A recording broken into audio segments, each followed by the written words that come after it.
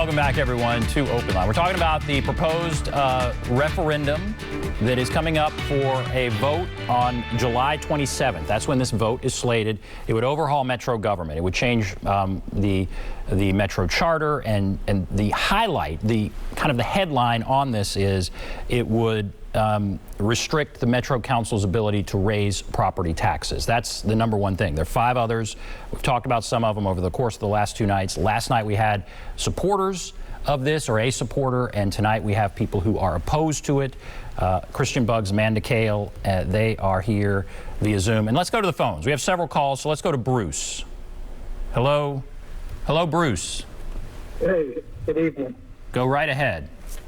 Okay. I don't know where to begin, but I'll try to make it short here. Okay. He had this one woman talking about a radical minority overriding the will of the majority, overturning a democratic process. What's wrong with voting for this? You know why she's opposed to this? Because she knows she will lose. And she's nothing but a voice box for the labor union teachers. Okay? Let the people vote on this. Thank you. Okay. All right, so that's obviously somebody who supports this, and he says, why not? Why not let people vote on this? What do you say? You heard what he said. What do you say?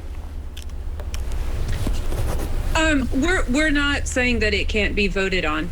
We're saying that if it passes, it will allow a very small minority to overturn a democratically elected, the results of a democratically elected election. Sorry.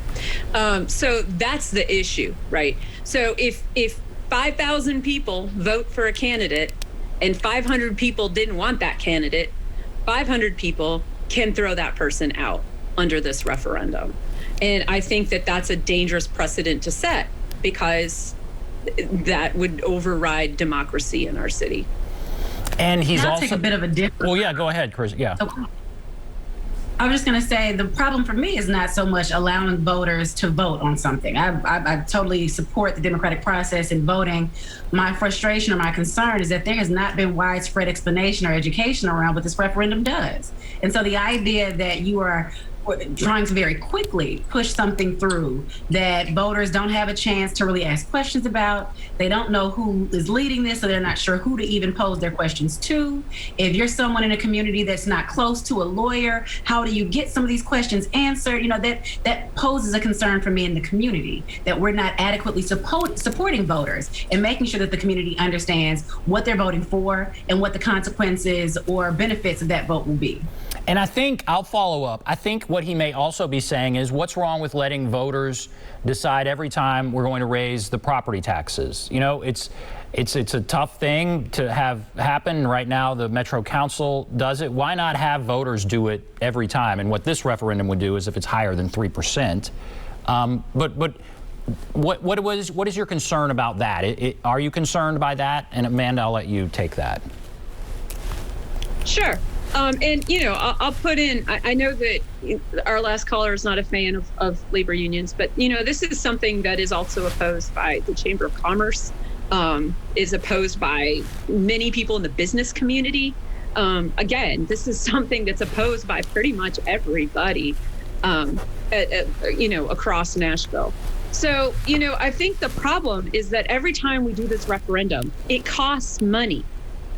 And I know that voters who are voting for this are worried about the government, their elected officials spending too much money, right?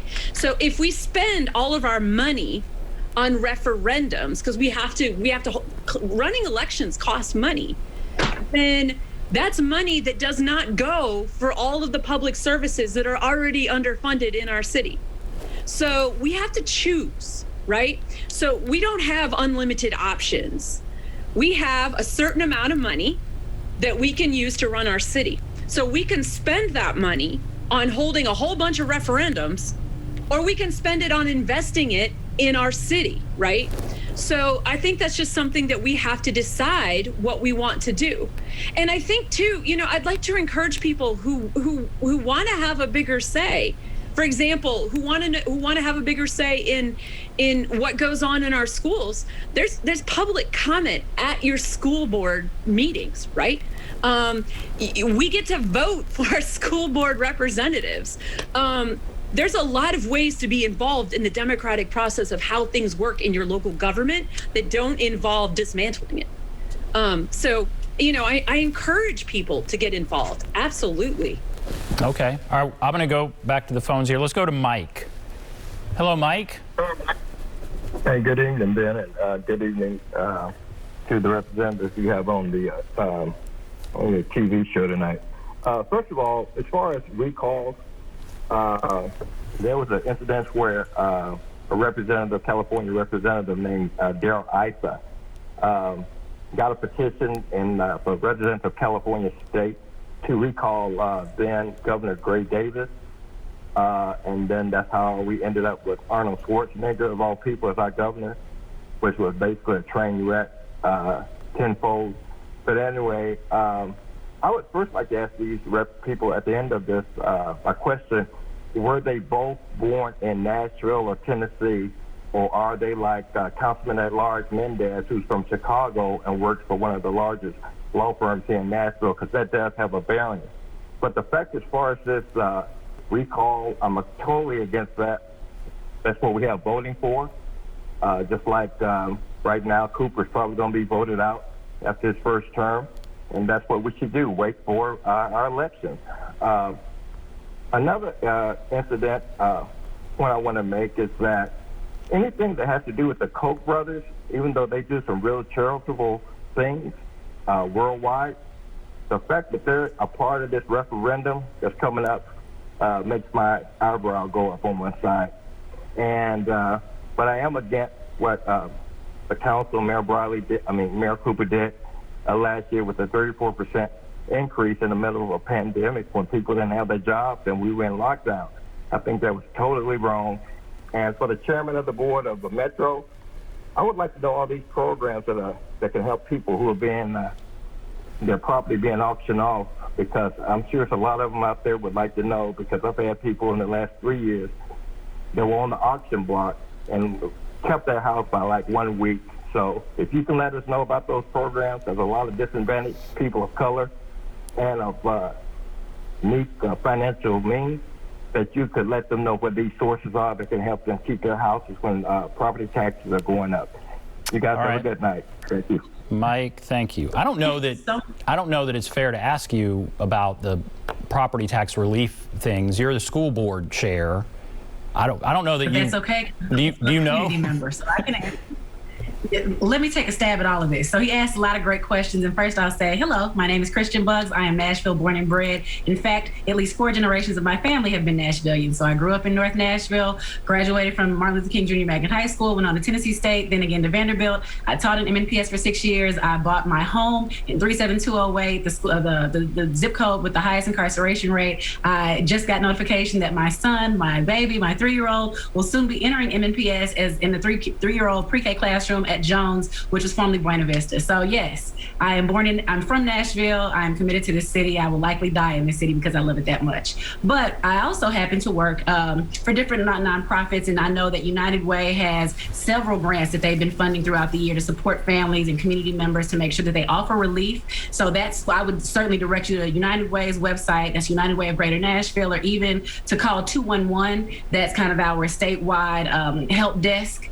I would also say that the trustee and the Register of Deeds have both put on programs or have held forums and panels and town halls to really explain the different programming. So I would say possibly reach out to Trustee Erica Gilmore. She is a wealth of knowledge and understanding. I would also say to look at your the appraisal of your home and speak with your mortgage lender. If you're a renter, to just speak with who you rent from. If you're an MDHA resident, they already have programming in place. So I would say you could always go to Nashville.gov. That's the mayor's website, and see where some of these some of these other groups have come together to put the information on the website, but I would also say to go to some of your local nonprofits like a United Way, like calling 211, and then of course to reach out to the governmental agencies that we don't want to have recalled so easily, like a trustee or a register of deeds who are publicly elected. I also want to make sure that we highlight the idea that this is a knee-jerk reaction to last year's emergency. We were in an emergency situation. We had a tornado, and then we had an unprecedented pandemic, a historic pandemic.